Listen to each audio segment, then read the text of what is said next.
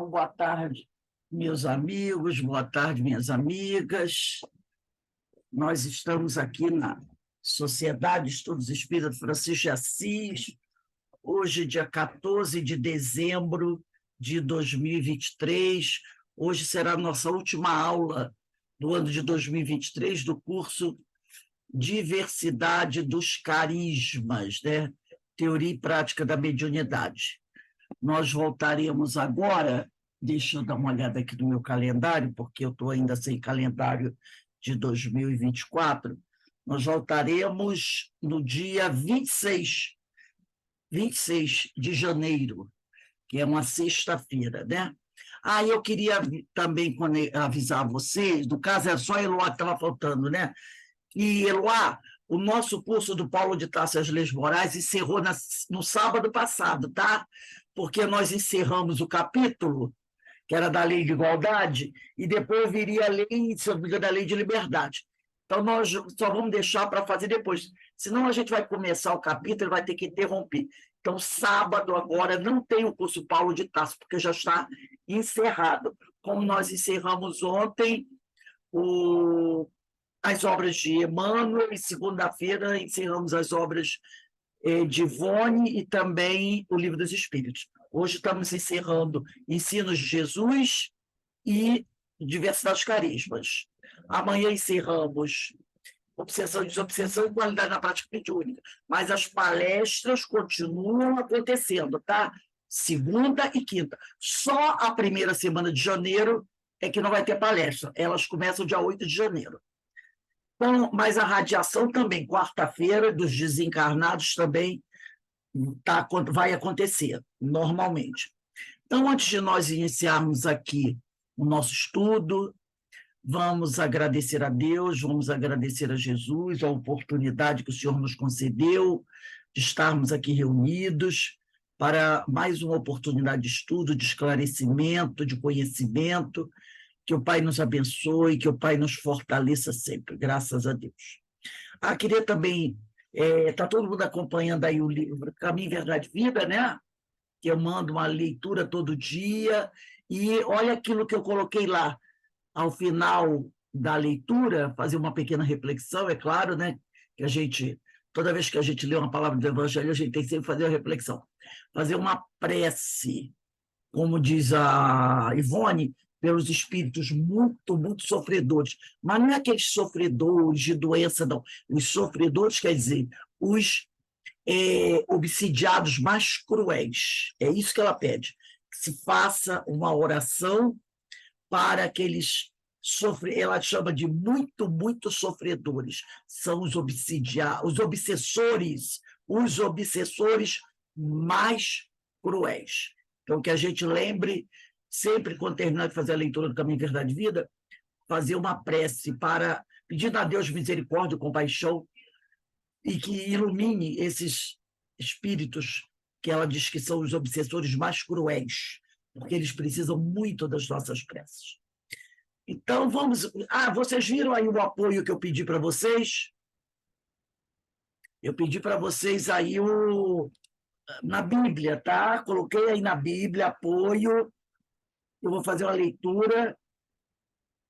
Botei para todo mundo aí, tá? Que foi o profeta Malaquias. Coloquei aí, profeta Malaquias, está aí para vocês que eu vou fazer a leitura. Uma leitura aqui. Tá no WhatsApp de vocês, tá? Então, eu vou começar aqui a leitura de hoje.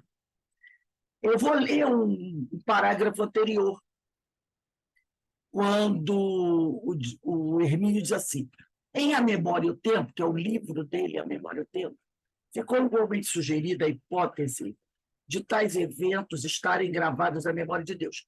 Porque ele falou que tudo que a gente faz, tudo que a gente pensa, fica gravado, né, no éter, no ambiente, está tudo gravadinho lá no ambiente.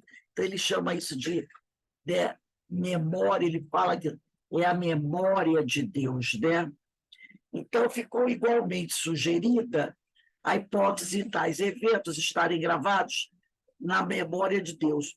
Observo com alegria que Ernesto Bozano, né, propõe algo parecido na sua ideia de éter, Deus, quer dizer, universo, né?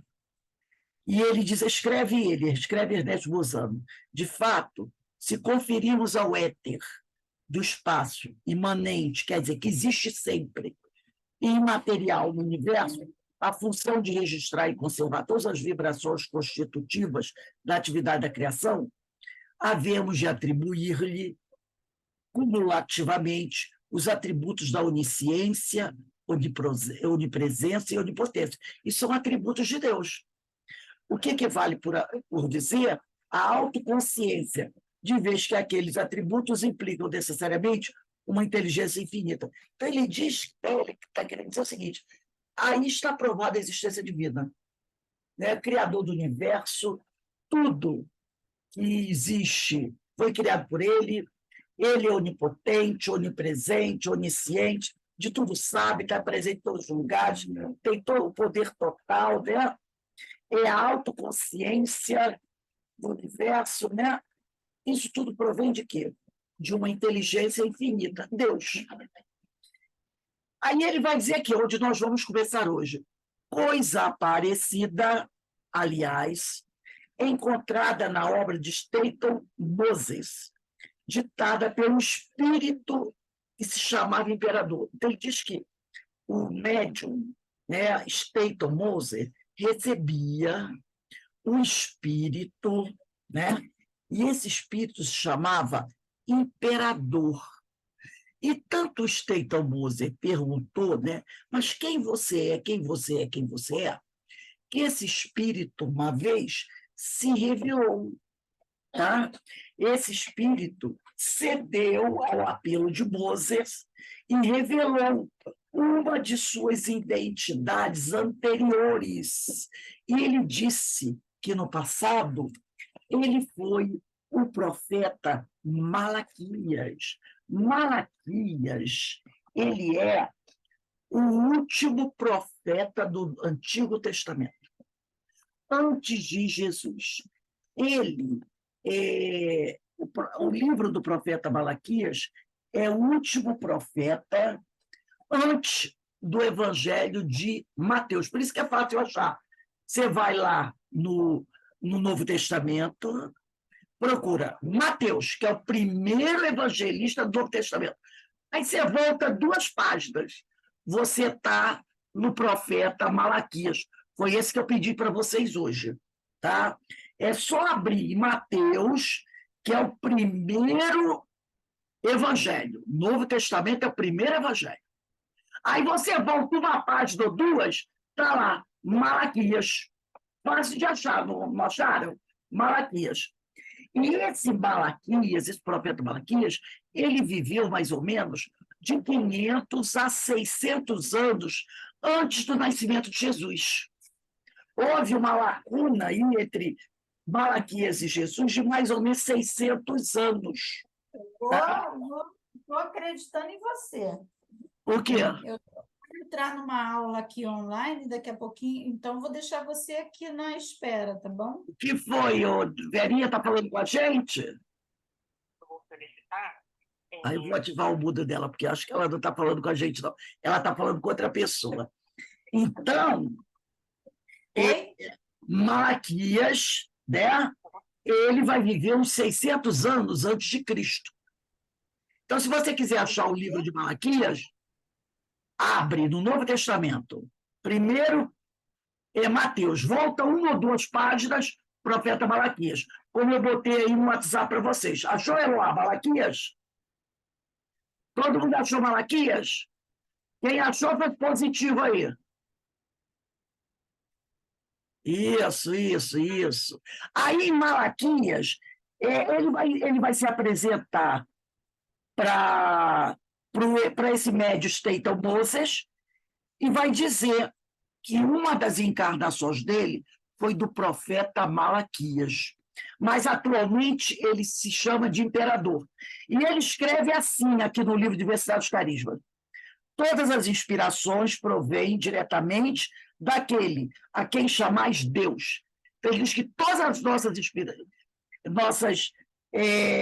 inspirações vem de Deus. Isto é, do éter infinito, imanente em vós, quer dizer, que existe em nós, como em tudo e por toda parte. Então, ele está dizendo que Deus está presente em todos nós, em toda parte. Na verdade, vós, como nós, vivemos mergulhados no oceano. Boa tarde, gente. Desculpa aí. Boa tarde, boa tarde. Imensurável, do qual se originam a ciência e a sabedoria possíveis ao espírito humano. Então, ele aqui faz essa colocação, né? O que ele se chama imperador, mas ele diz que no passado ele foi o profeta Malaquias. Ele atualmente, ele diz, se dá o nome de imperador, né? Mas diz que uma das encarnações dele foi do profeta Malaquias. E ele diz assim, todas as inspirações que nós temos provêm diretamente daquele, a quem nós chamamos Deus, isto é, do éter infinito, imanente em vós, quer dizer, que está sempre presente também em nós, como em tudo e por toda parte. Na verdade, vós, como nós, está dizendo, os espíritos e os encarnados, vivemos mergulhados no oceano espiritual imensurável, do qual se originam a ciência e a sabedoria, possíveis ao espírito humano. Repara que ele diz que nós estamos mergulhados no oceano espiritual, que é o quê? O fluido cósmico universal. Nós estamos mergulhados no fluido cósmico universal. Imensurável, porque não dá para a gente medir a extensão dele. E desse fluido universal, dessa atmosfera divina, se originam a ciência e a sabedoria. Mas olha só o que ele diz, a ciência e a sabedoria que é possível no momento para o espírito humano. Então, nós vamos ter hoje, nós vamos estar sempre de frente para a ciência e a sabedoria que é possível para nós, no grau evolutivo que nós estamos. Aí eu trouxe aqui, só para a gente comparar mais ou menos, a mensagem do Espírito Imperador, que no passado foi Malaquias, um pouco do que o profeta Malaquias disse no passado. Porque o profeta Malaquias, quando encarnado, ele era médium, como todos os profetas. E ele vai dar uma mensagem que a gente vai ver que tem muito a ver com o que ele escreveu aqui. Porque ele mandou essa mensagem para o médium Moza em 1981. Em 1981. Essa mensagem do profeta Malaquias é 500 anos antes de Jesus. Então, vamos ver se tem muito a ver o que ele disse em 81 com o que ele disse lá 500 anos antes. Né? Aqui em 81, ele disse chamar imperador. E lá, e lá 500 anos antes de Jesus, o profeta Malaquias. Então, eu selecionei um trecho. No livro de Malaquias, vamos olhar o capítulo 3. O 3 é sempre um número maior, né? 3. No capítulo 3, eu vou ler o versículo 1. O versículo é sempre um número pequenininho, né? Então, ele diz assim, eis que mando eu, o meu anjo. O profeta em Malaquias está dando uma comunicação, ele é médium. Tá? É o médium Malaquias falando, eis que mando eu, o meu anjo, o qual preparará o caminho diante da minha face. E, imediatamente, o dominador que vós buscais e o anjo do testamento que desejais virá ao seu templo. Ei-lo aqui, vem, diz o Senhor dos Exércitos. Essa mensagem, quem está falando isso aqui é Jesus. Então, esses profetas foram enviados por Jesus. Né? Que Jesus, tem muita gente que pensa assim, que Jesus nasceu no ano 1. Não! Desde que eu fundei o mundo, Jesus está presente. Afinal, ele não é o arquiteto do planeta Terra? Todos esses, Abraão, Isaac, Jacó, Elias, Jeremias, Moisés, foi tudo enviado por ele, como Malaquias. Então, Malaquias está dando uma comunicação. Olha o que Jesus diz. Eis que mando eu o meu mensageiro. o meu anjo, o qual preparará o caminho diante da minha face. Ele está dizendo que está mandando um anjo, um mensageiro, que vai preparar o caminho diante da face dele. Imediatamente, o dominador que vós buscais e o anjo do testamento que desejais virá ao seu templo. Eis-o aí, vem, diz o Senhor dos Exércitos. E Yahvé era chamado de Yahvé, o Senhor dos Exércitos, tá? Era assim que ela é chamada. E aí eu vou pular para o versículo 5. Tá? Então ele está dizendo que ele vai mandar um mensageiro, alguém para preparar o caminho para ele, tá? Eis que mando eis que mando eu, o meu anjo. Esse anjo, em algumas Bíblias vai estar mensageiro, no meu está anjo, em algumas vai estar mensageiro, o qual preparar o caminho diante da minha face. Quando Jesus veio, nasceu aqui, antes dele fazer a sua primeira aparição, não teve alguém que preparou o caminho para ele? Quem foi? Vê se vocês lembram. Quem foi o profeta que preparou o caminho para Jesus? Moisés? Não, para Jesus. Para Jesus. Para Jesus. Quem foi? Porque Jesus foi apresentado. Teve alguém que preparou o caminho para ele. Quem foi?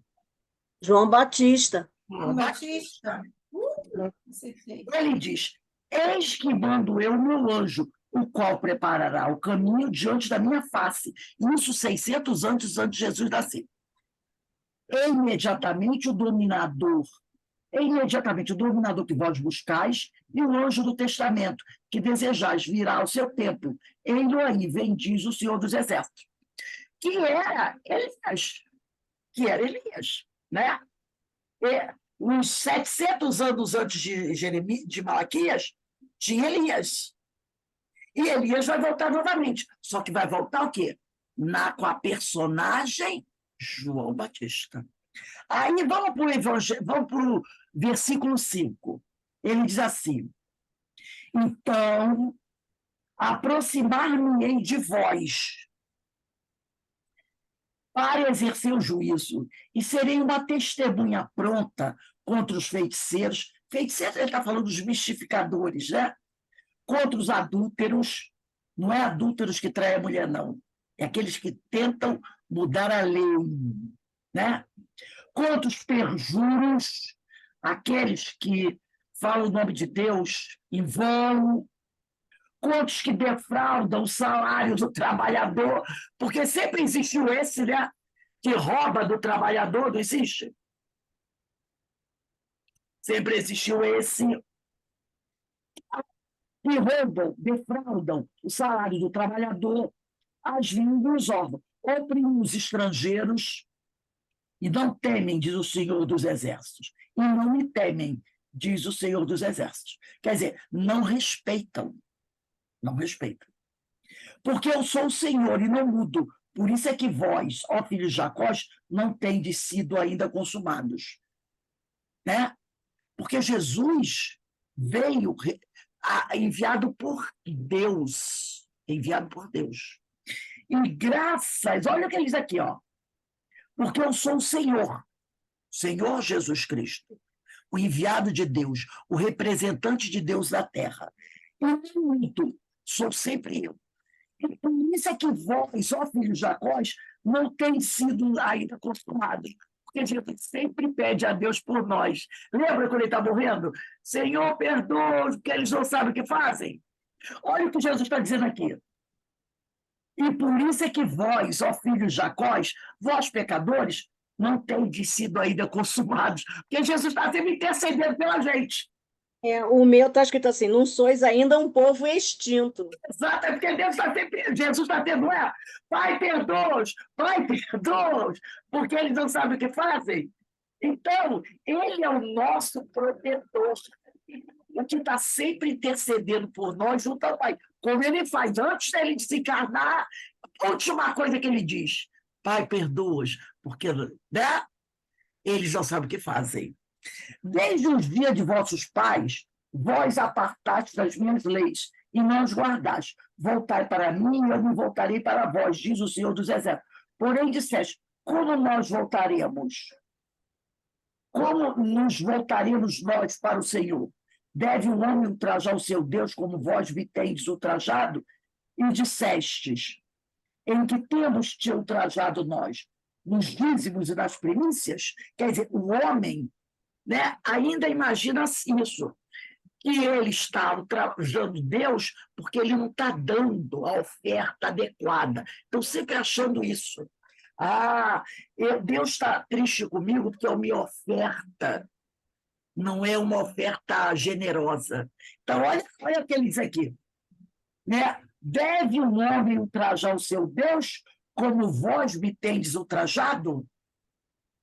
E dissestes, aí eles disseram, os homens, e que te temos ultrajado nós? Nos dízimos e nas primícias? Quer dizer, o homem, naquela época, como hoje, ainda acha que ele ultraja Deus porque ele não dá a oferta material adequada. Ele não está pensando em outra coisa, né? Que é outra coisa. E aqui você diz, mas não é Jesus falando? Não, é Jesus falando em nome de Deus, porque ele tem esse poder de falar em nome de Deus. Agora, nós vamos dar uma olhada no capítulo 4 do Evangelho, de Malaquias, versículo 1 e 2. Olha daqui. Porque eis que virá um dia semelhante a uma fornalha acesa, e todos os soberbos, todos os que cometem a impiedade serão como a palha. Este dia que está para vir os abrasará, diz o Senhor dos Exércitos, sem lhes deixar nem raiz nem germe. Mas para vós, os que temeis o meu nome, nascerá o sol da justiça e estará a salvação sobre as suas asas. Vós saireis então e estareis como novilho de uma manada. Agora eu vou pular para o versículo 4. Lembrai-vos da lei de Moisés, meu servo, a qual eu lhe dei em Horebe para todo Israel, os meus preceitos e mandamentos. Olha ele falando dos 10 mandamentos aí. Não matarás, não roubarás. E aqui no 5 ele diz, eis que vos enviarei o profeta Elias. Uns 600 anos antes, lá no versículo 5, capítulo 4, não tem versículo 5 de vocês, não? No O profeta... meu não tem capítulo 4. Oi? O meu não tem o capítulo 4. O meu não tem, não, capítulo 4. Isso aqui minha tem, mas vamos lá, último versículo. Último versículo. Eis que tem umas que tem capítulo 4, outras não tem. Eu não sei por quê, mas tem isso. Último versículo aqui. Eis que vos enviarei o profeta Elias, antes que venha o dia grande e horrível do Senhor.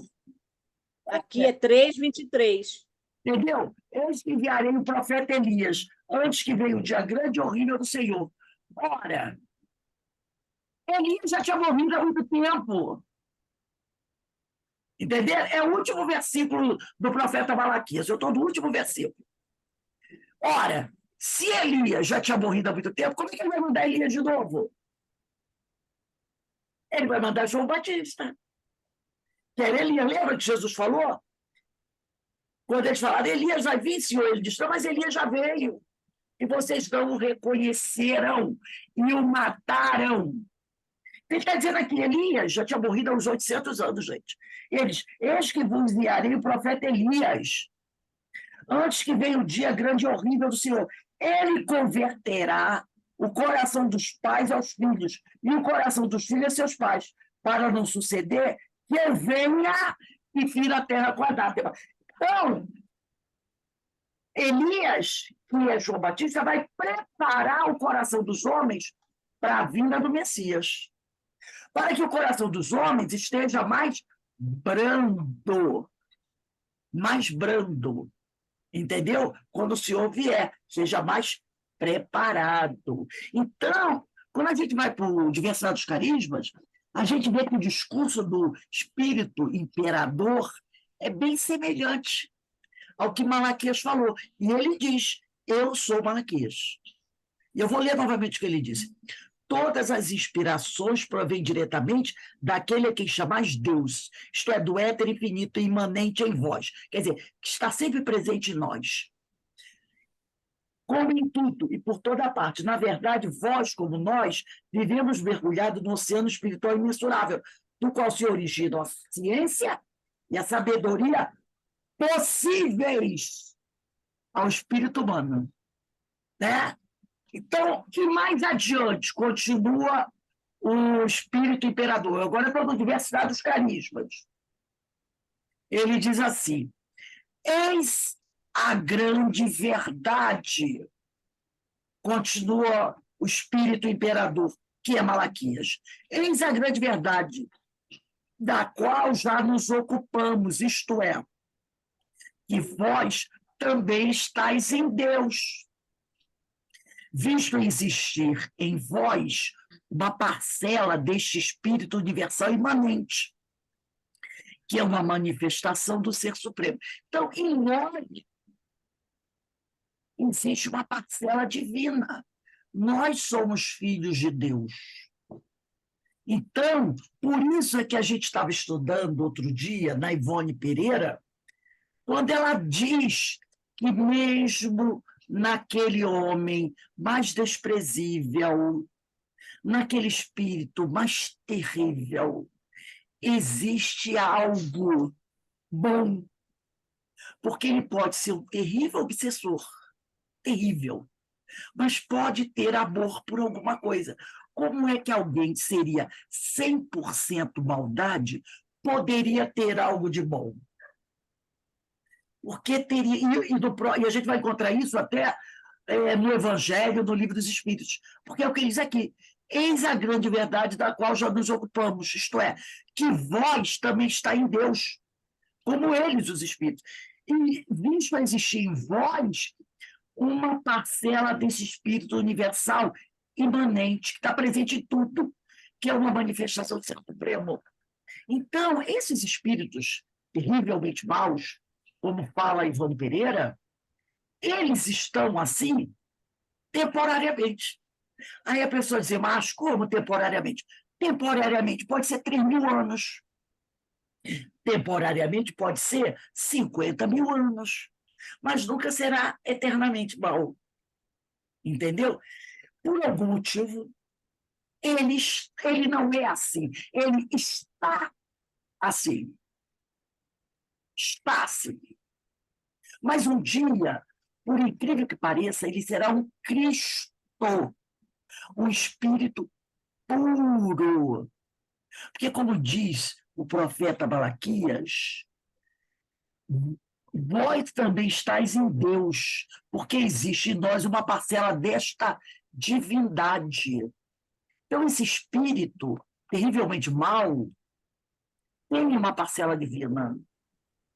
Quando ele vai despertar para isso, não sabemos, mas vai despertar, porque ele não vai poder ficar eternamente nessa condição.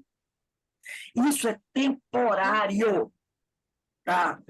E eu trouxe aqui um texto. Almocei agora há pouco. Comprei. Deixa eu vou desligar teu microfone aqui. Desculpa. Eu vou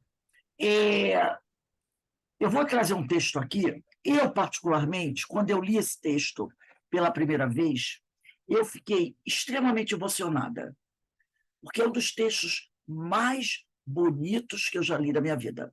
Um dos mais bonitos. Deixa eu partilhar eles aqui com vocês.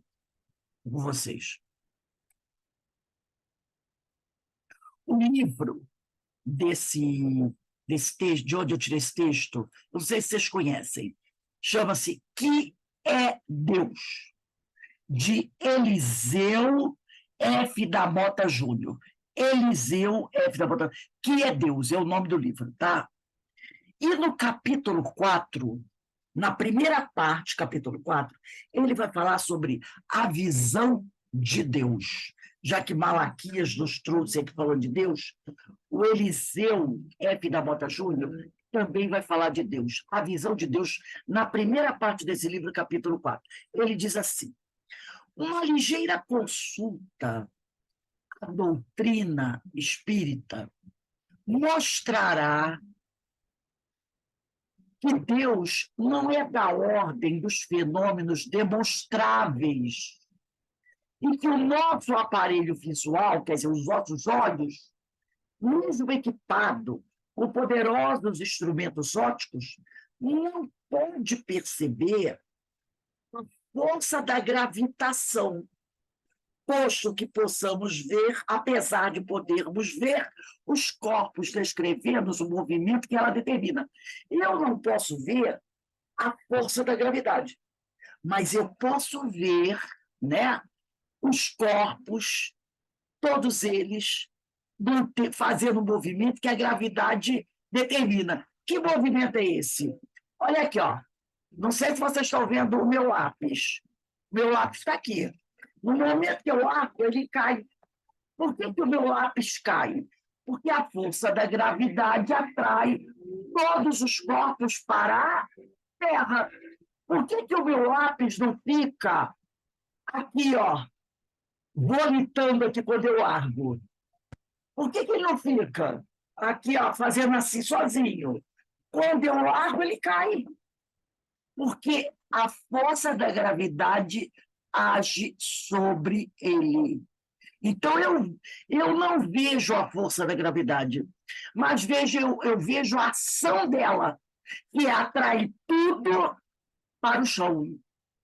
Tá? Se você está em cima de uma árvore e você escorrega, você não vai ficar vomitando, você vai se estar, como o outro, né? Vai se arrebentar no chão. Por quê? Porque a força da gravitação te atrai. Você não vê a força, tá? Você não vê a força, mas você pode perceber o que a ação dela, quando ela atrai tudo para o chão.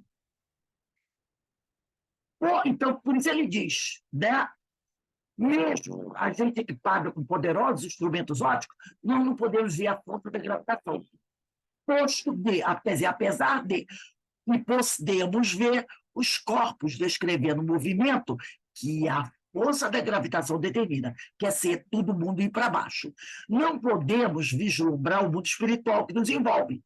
Eu não posso ver os espíritos à minha volta. Eu não sou médium, né? Vidente.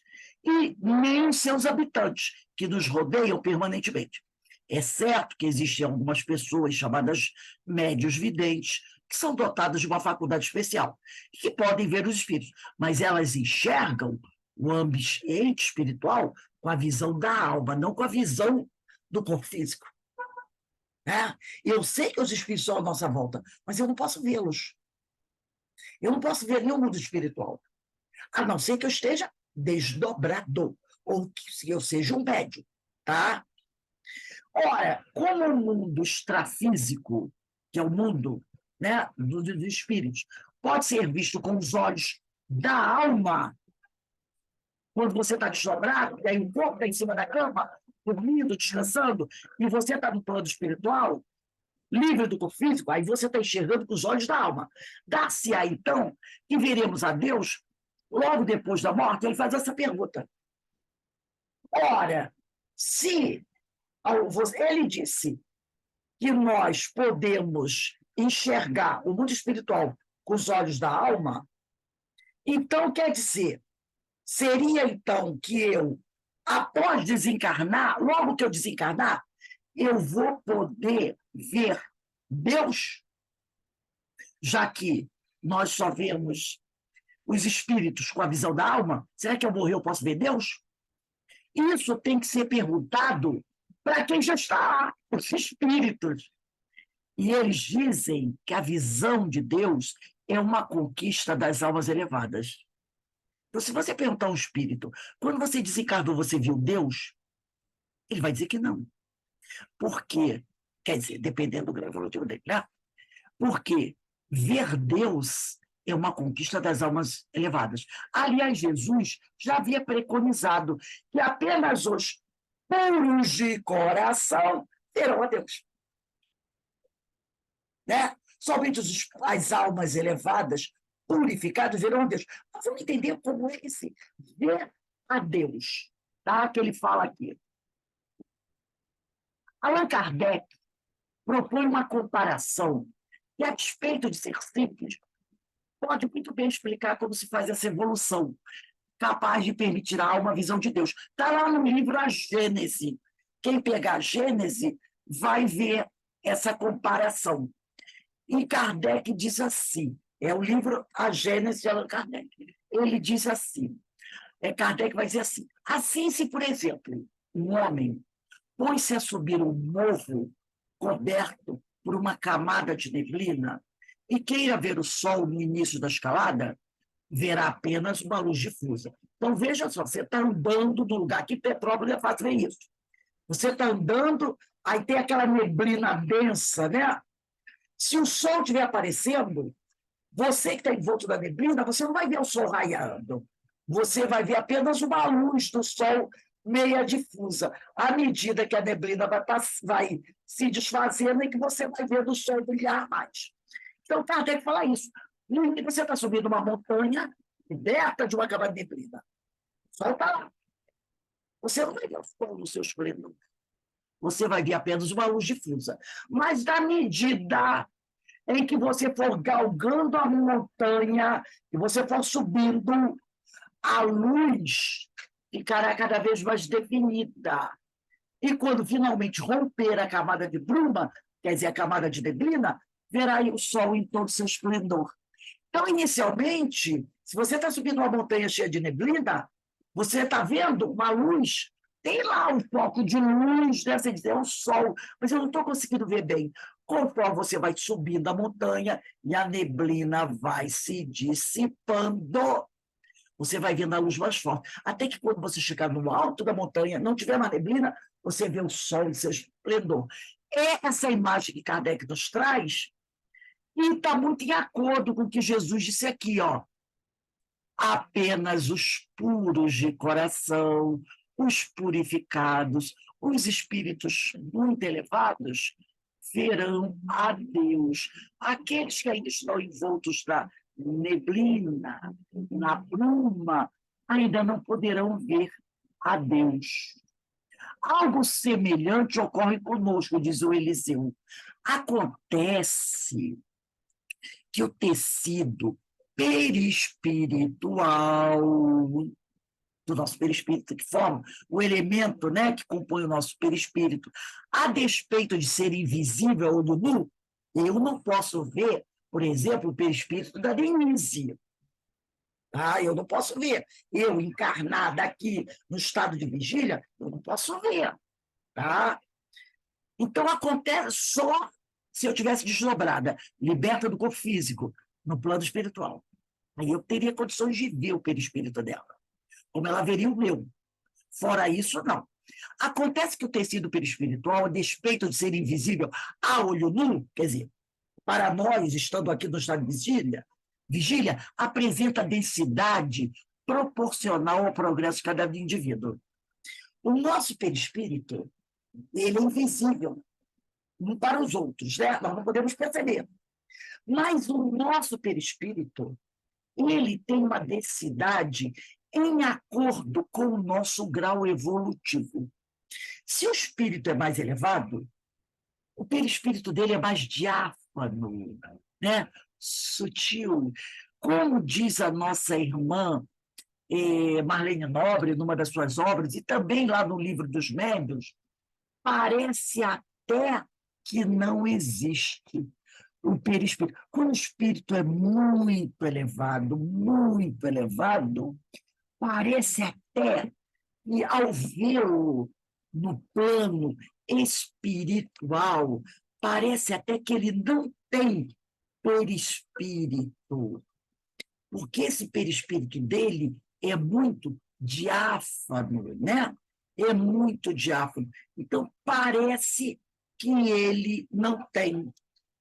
Mas ele tem sim, tá?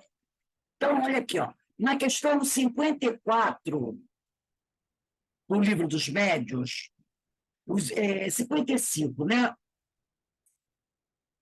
Ele diz aqui, ó, 55 livros dos médiuns. Mas, qualquer que seja o grau, tá? Eu vou até ler o 55 melhor. No início, diz assim, há um dito que o espírito é uma chama, uma centelha, Isso se deve entender com relação ao espírito propriamente dito, né? Como princípio intelectual e moral a que se não poderia atribuir forma determinada. Mas qualquer que seja o grau, olha aí, esse grau é o quê? É o nível de progresso de cada um, tá? Mas qualquer que seja o grau em que o espírito em que se encontre, o espírito está sempre revestido de um envoltório, o perispírito. Aí ele diz assim, cuja natureza, quer dizer, a natureza desse tecido perispiritual, cuja natureza se eteriza, quer dizer, se purifica à medida que o espírito, se depura e eleva na hierarquia espiritual, tá? Então, ele diz, de sorte que para nós a ideia de forma é inseparável da de espírito. Não concebemos uma sem a outra. O perispírito faz, portanto, parte integrante do espírito. Na 54, no final da 54, ele vai dizer assim, ó, o perispírito, último parágrafo da questão 54. O perispírito não constitui uma dessas hipóteses que a ciência costuma valer-se para a explicação de um fato. Sua existência não foi apenas revelada pelos espíritos, resulta de observações, tá? Ele está dizendo que a ciência não se vale do perispírito para explicar as coisas, porque ela não aceita, não conhece o perispírito, né? Mas ele já foi provado, ele foi revelado pelos espíritos e resulta de observações, como teremos ocasiões de demonstrar. Por ora, e por nos não anteciparmos ao tocante aos fatos que havemos de relatar, limitar-nos-emos a dizer que quer durante a sua união com o corpo, quer depois de separar-se desse, a alma nunca está desligada do seu perispírito. E esse perispírito se eteriza à medida que o espírito se depura, que ele evolui, que ele se eleva na hierarquia espiritual. É o que está na questão 55 de O Livro dos Médiuns. Por isso que ele diz aqui, acontece que o tecido perispiritual, a despeito de ser invisível, olho nu, apresenta densidade proporcional ao progresso de cada espírito. À medida que o espírito evolui, progride, se eleva, o perispírito vai se eterizando. Como ainda não estamos muito adiantados na escalada evolutiva, as impurezas do perispírito, diz o Eliseu, funcionam como uma espécie de catarata para a visão da alma, restringindo-lhe o campo visual. Quando a pessoa tem uma catarata no olho, né? Você não tem que fazer cirurgia, porque conforme a catarata vai crescendo, você não vai enxergando, você vai perdendo a visão. Então, as impurezas do nosso perispírito, elas tolhem a visão da alma. Então, a alma, ela não consegue ver Deus, a alma impura, entendeu? Perceberam que imagem maravilhosa que ele fez aqui? Mas ele diz assim, mas como a lei do progresso é inexorável, ninguém pode deter o progresso, você pode atrasar, entendeu? Fazer com que ele caminhe devagar, mas impedi-lo nunca. Mas como a lei do progresso é inexorável, a cada encarnação vamos lavando o tecido perispiritual, de modo que a pluralidade das existências pode ser comparada a uma destilaria que limpa as impurezas da alma. E assim, ao final de cada experiência na matéria, o espírito terá dado alguns passos rumo à perfeição que o espera. Outra imagem fantástica, né? Na destilaria, você vai, né, purificando aquela bebida que ela está. Então, a cada reencarnação, dependendo das nossas atitudes, do esforço que a gente faz para se melhorar, nós vamos limpando essas impurezas, né? Que não permitem que a alma veja completamente as coisas. E ao final de cada reencarnação, o espírito terá dado alguns passos numa perfeição. Alguns poderão dar muitos passos, outros talvez deem um passo tímido apenas, né? Aí ele continua aqui. Entretanto, somente ao cabo, quer dizer, depois de muitas reencarnações, cujo número dependerá basicamente do esforço de cada um. Isso aí a gente sempre lembra, né? Depende de nós, depende de cada um de nós. A alma estará em condições de ver Deus. É evidente que essa visão não tem o significado vulgar que pregamos para as coisas materiais. Ah, eu estou vendo aqui um livro, eu vou poder ver Deus assim como eu estou vendo esse livro. Não é assim. Trata-se muito mais de uma espécie de integração do pensamento. Lembra que Jesus falou, eu estou no Pai e o Pai está em mim?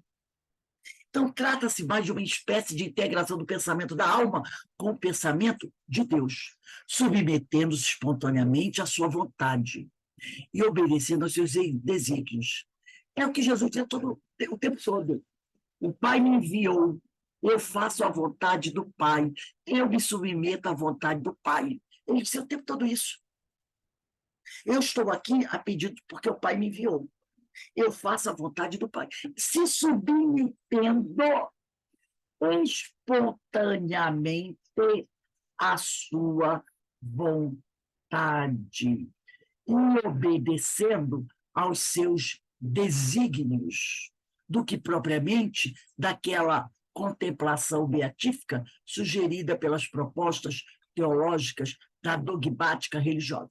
Essa semana eu vi uma versão nova do filme Ben-Hur, porque tem o Ben-Hur com Charlton Heston, né? Lindo, maravilhoso aquele filme. E fizeram uma versão nova do Ben-Hur, que até tem um final diferente do filme original. Mas é uma história bonita também, né? Outros atores mudaram algumas coisinhas, outras. Mas tem uma cena que me chama muita atenção. Porque Jesus, esqueci o nome dele, Ben-Hur, né? Ben-Hur, né? Mas ele tem outro nome. Ele está andando pela cidade quando ele vê Jesus sendo levado, martirizado.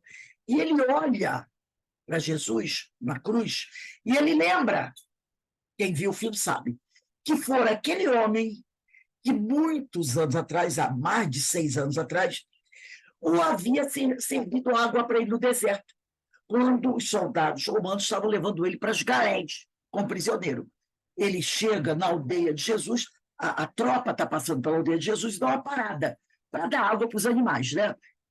E dá água para os prisioneiros. Mas como ele é um criminoso político, o soldado diz, para este homem, ninguém vai dar água. Ele era um criminoso político. Jesus se aproxima, não dá atenção para o que o soldado fala, pega um caneco com água e se aproxima dele para dar água. Quando Jesus vai dar água para ele, o soldado chega por trás, Jesus diz assim, eu disse para ninguém dar, com um chicote pronto para meter nas costas de Jesus, né? E diz assim, eu já disse que ninguém vai dar água para ele. Aí Jesus levanta a cabeça e olha para o soldado.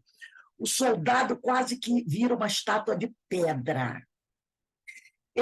Jesus olha para ele, ele olha para Jesus. Ele fica gelado. Ele fica tão assim que ele fica paralisado.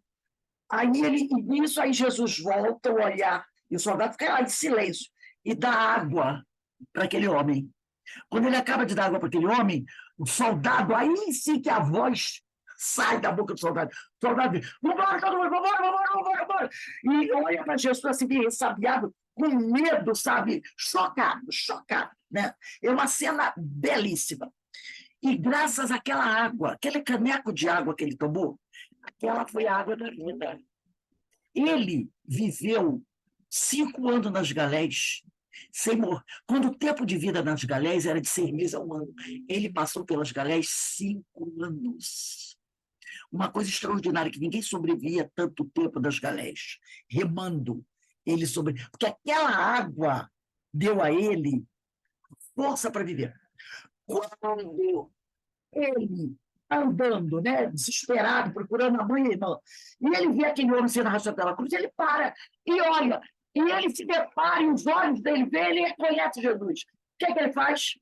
Aí ele corre atrás de um caneco de água para dar para Jesus.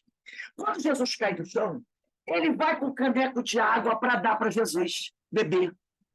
E ele diz para Jesus assim, bebe a água da vida, porque ele entendeu que foi a água da vida que ele tomou. Um soldado se aproxima e grita, ninguém vai dar água para esse homem. Aí ele insiste, porque ele está disposto a brigar, a lutar contra o soldado, e enfrentar o soldado, como Jesus enfrentou da outra vez. Só que ele não tinha aquela força de paralisar o soldado, né? Aí Jesus toca na mão dele da caneca e diz assim, eu não preciso dessa água. Se eu quisesse, ele diz assim, eu não preciso dessa água, porque eu estou aqui fazendo a vontade do meu Pai. Aí ele toma um choque. Aí Jesus se levanta e segue. É belíssima, porque ele foi da água, ele queria retribuir, né? E ele não era cristão, ele era judeu, mas ele não era cristão. Então Jesus toca na mão dele, porque Jesus vê e ele vai ser morto por aquele soldado.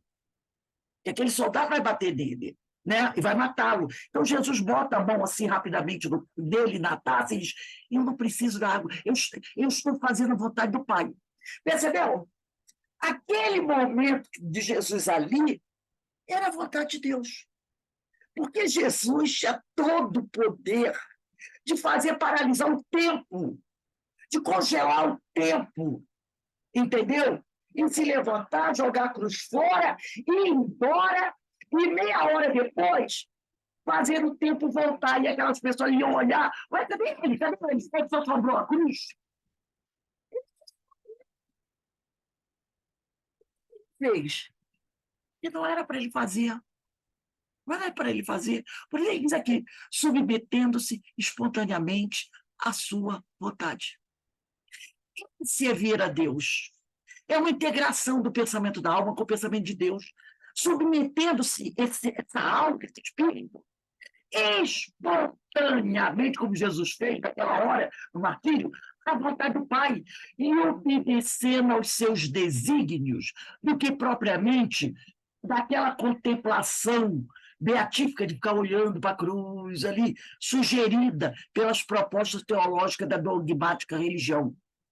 Aliás, se o objetivo é ser alcançado pelas almas, depois de uma trajetória longa e laboriosa, fosse a monotonia de uma visão estática de Deus, o progresso do espírito poderia ser atravancado pela absoluta ausência de motivação e a humanidade quedaria inerte ou evoluiria muito lentamente, se não na área tecnológica, mas sobretudo no aspecto moral.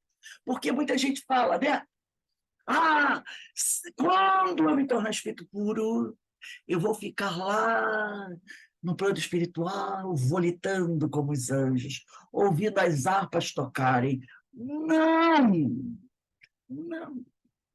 Esse não é o objetivo dos objetivos que sonham os espíritos que chegam à purificação, como Jesus. É o contrário, é trabalhar mais e mais e mais. Por isso Jesus fala, o meu Pai trabalha até hoje, e eu trabalho também. Porque se os espíritos puros, ao chegarem ao ápice, parassem, tudo bem, a área tecnológica até poderia continuar bombando aí, como ela vem bombando. Mas no aspecto moral, Não. Quem é que mandaria as mensagens para a gente?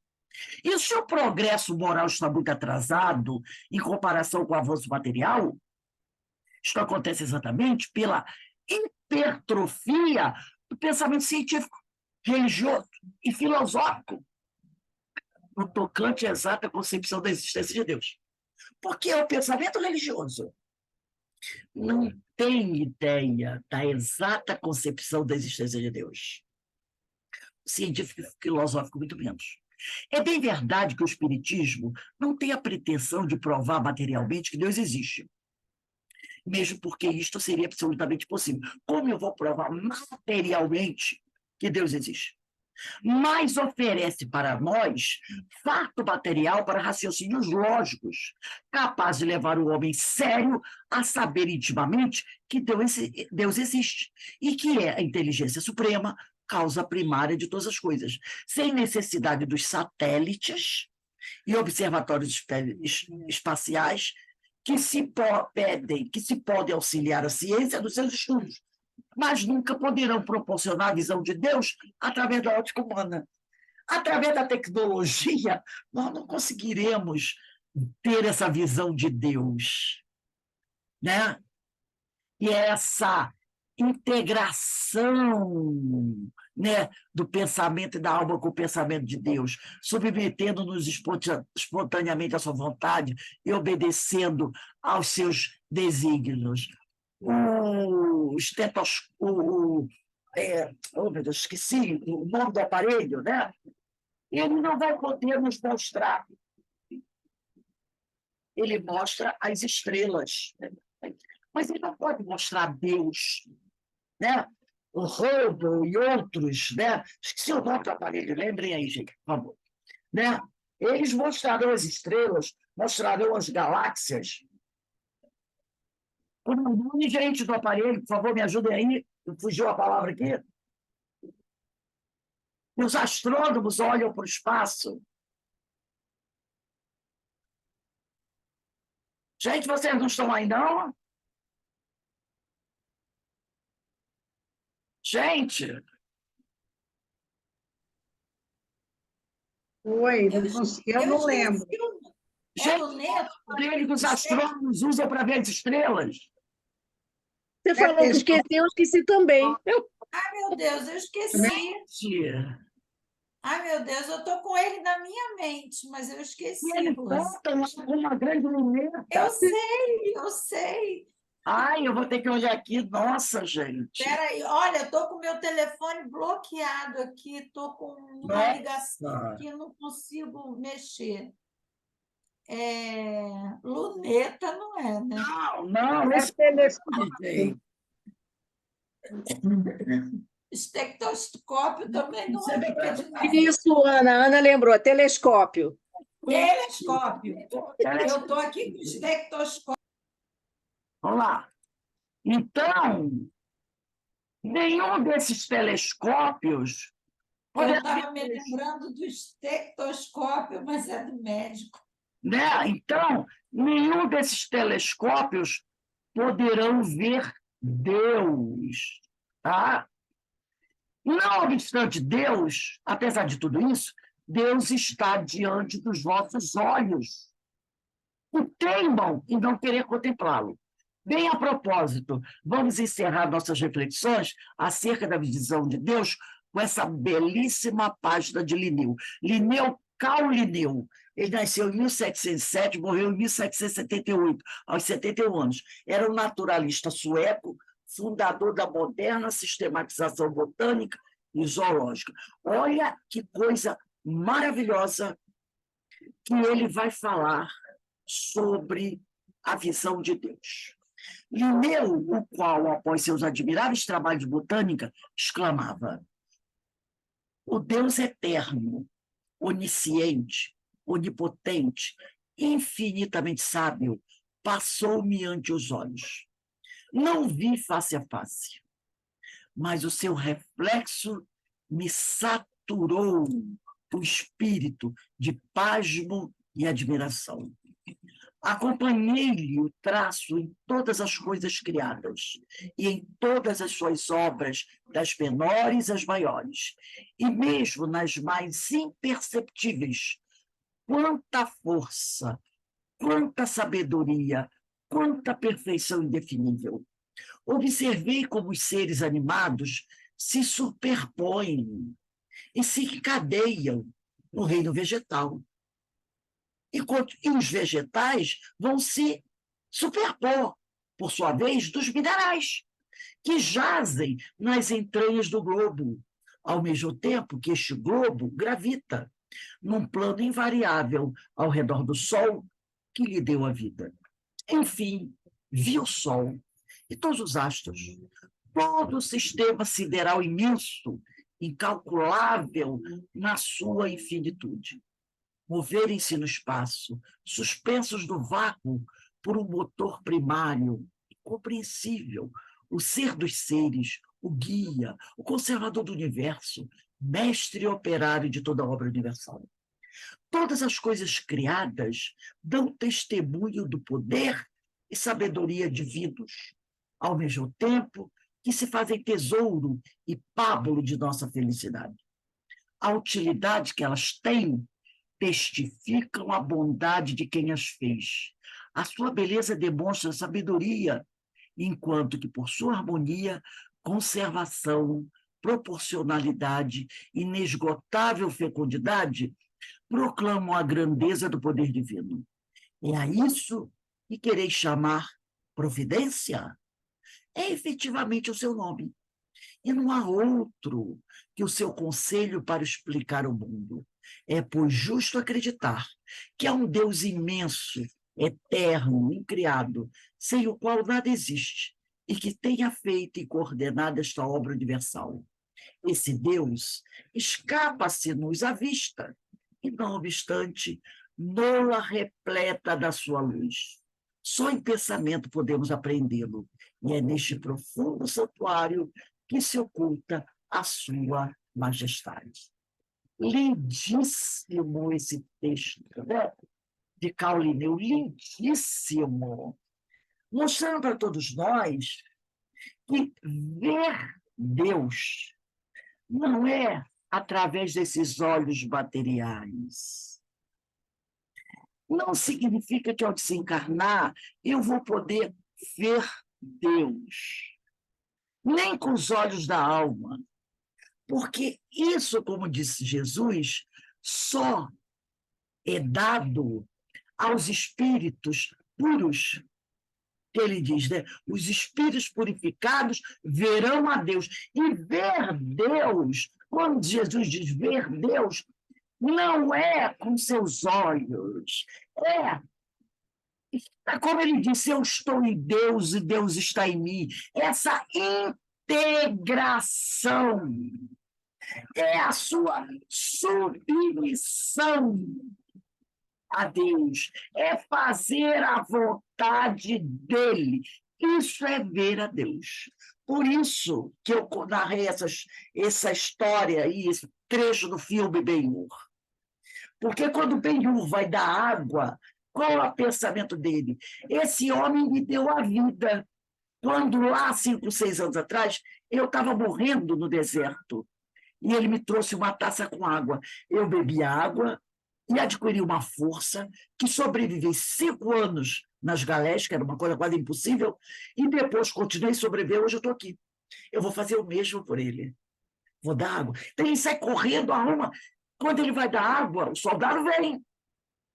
Jesus percebe o que ele quer fazer, mas ele ainda não tem essa água para dar para Jesus. E detalhe, Jesus não precisa dela.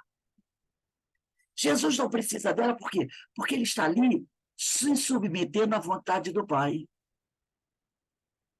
fazendo o que o Pai quer que ele faça.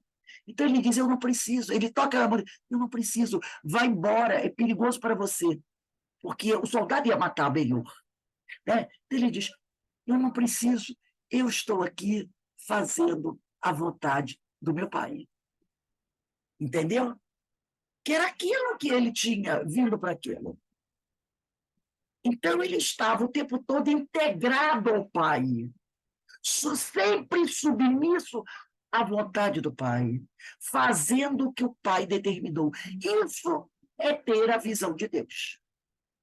E como Eliseu fala, nós ainda não temos condições de fazer isso, porque o nosso perispírito ainda é muito denso. E por que o nosso espírito é denso? Porque nós ainda não somos espíritos evoluídos. Não é o perispírito que nos torna imperfeitos, tá? Não é o perispírito. Eu tenho o perispírito denso, por isso que eu sou um espírito imperfeito? Não, é o contrário. Eu sou um espírito imperfeito. Eu ainda tenho muitas coisas para corrigir. O meu perispírito está em acordo com o meu grau evolutivo. Então, essas impurezas da alma que se mostram no meu perispírito é que me impedem de ver Deus, que me impedem de compreender Deus, de fazer a vontade dele, de me submeter à sua vontade.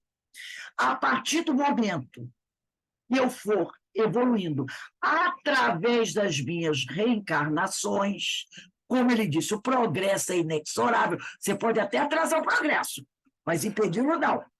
Então, a partir do momento que eu vou evoluindo, e ele diz, a cada reencarnação é um passo que eu dou para o alto da montanha, para sair da bruma, da neblina, para poder ver o sol. Eu vou me purificando e purificando o meu perispírito, até que eu esteja totalmente purificado. E aí, estando totalmente purificado, eu vou compreender Deus. Eu vou fazer a vontade dele. Eu vou me submeter aos desígnios dele. E eu vou trabalhar muito mais do que eu trabalho hoje. Porque os espíritos puros trabalham sempre, porque o Pai sempre trabalha.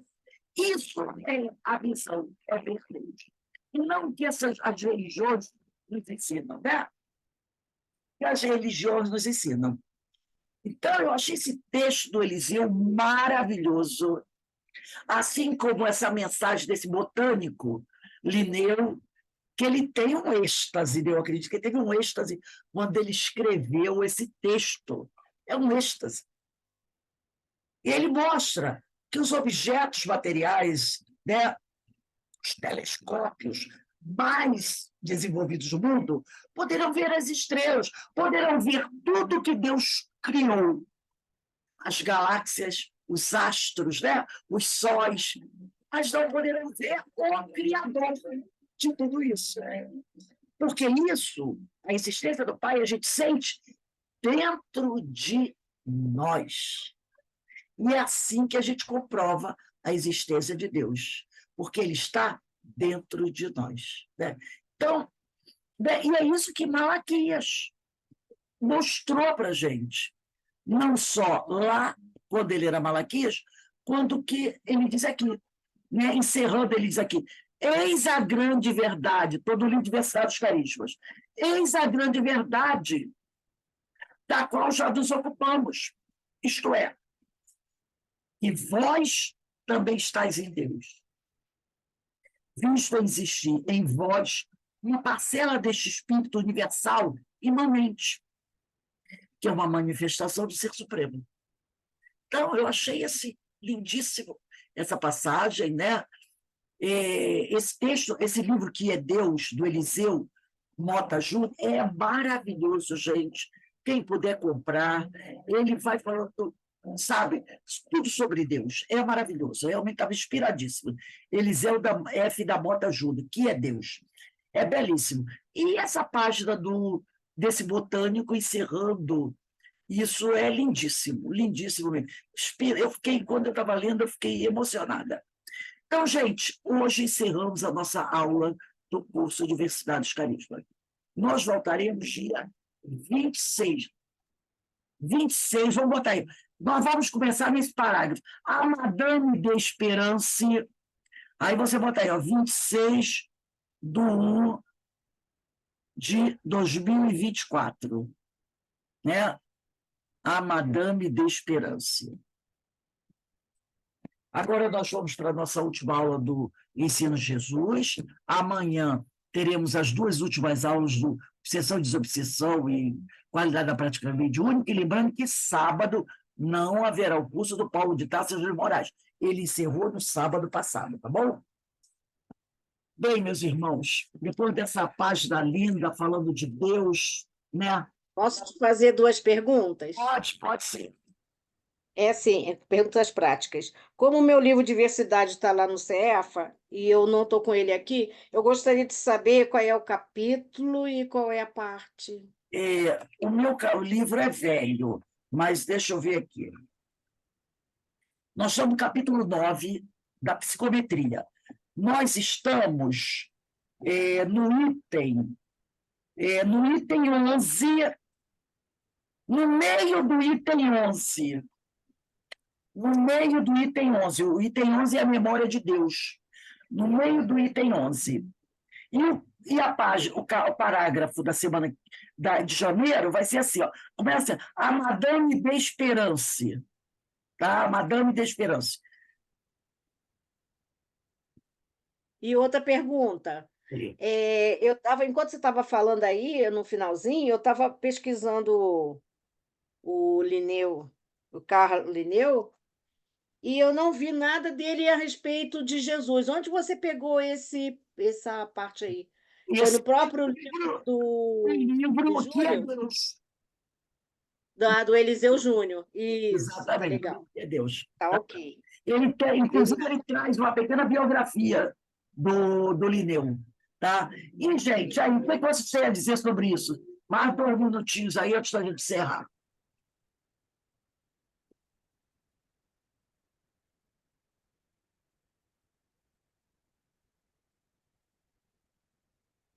O que vocês podem dizer sobre isso? Achei essa visão do Linneu uma visão maravilhosa, caramba. Né? Sei lá, que reflexão forte, né? Porque realmente a gente encontra Deus em tudo, em tudo. Então, a gente fica até assim, né? Quem é que não acredita, né? É só olhar para a natureza, é só observar a natureza. Porque alguém, ó, alguma coisa criou isso, gente. Não pode ter sido espontânea, né? Criação espontânea, né? Como ele falou, Eliseu também, né? Você não vê Deus, mas você olha ao seu redor e não precisa de muita inteligência para você entender que o acaso, que a gente sabe que não existe, criou isso. Surgiu assim, do nada, os oceanos. E é engraçado que ele vai descrevendo, né? Os planetas girando no espaço, né? Sem sair das suas órbitas. Vendo do nosso sistema solar, né? Mercúrio, Vênus, Terra, Marte, Júpiter, Saturno, Urano, Netuno, Plutão. Então, eles lá, sem sair das suas órbitas. O Sol estando lá. A gente olha para os oceanos, para essas nuvens. Gente, quem criou isso? Qual é o homem? Qual o homem que pode criar? Qual a inteligência? Vamos falar agora tecnologicamente falando. Qual a inteligência artificial que pode criar a beleza de um beija-flor? Que pode criar a beleza de uma rosa? Né? Qual? Me mostra uma inteligência artificial, que é o que está em moda agora, as inteligências artificiais, que pode fazer um beija-flor quando ele está pousando, buscando uma rosa, uma flor, e ele fica paradinho, bicando a flor ali, batendo aquelas asas numa velocidade incrível. Quem pode? Qual a inteligência artificial que vai criar um beija-flor daquele? Nunca. Nunca. Então você diz, é Deus. Deus, só pode ser Deus. Porque o homem, nenhuma inteligência artificial tem essa capacidade de fazer essa beleza. Uma rosa com uma rosa verdadeira, qualquer flor. Qualquer flor. O oceano, batendo com as suas ondas, o Sol, os planetas girando em torno só da sua, sem sair nenhum da sua órbita, sem nenhum deles, porque o pessoal fala, né? Um planeta veio aí, o pessoal usa essa, olha só, um dia vai aparecer um planeta que vai vir e vai atrair a Terra, chamam de planeta chupão, aquela coisa. Gente, cada planeta gira numa órbita. E cada um na sua órbita, eles não batem um no outro. Imagina um planeta que vem aí, perdido no espaço, e vai bater. Gente, pelo amor de Deus, falta de inteligência. Cada um está preso a uma gravidade. Oi? Rose, até porque o regente é Deus, né? Ele que está regendo, ele é o regente. Entendeu? Então, é Cada tudo planeta sincronizado. tá com a sua lei da gravidade, né? Então tá lá tudo direitinho. Então só pode ser criado por Deus. Não há outra maneira da gente explicar. Tem que fazer muito esforço para querer dizer que foi o acaso que criou tudo isso, né?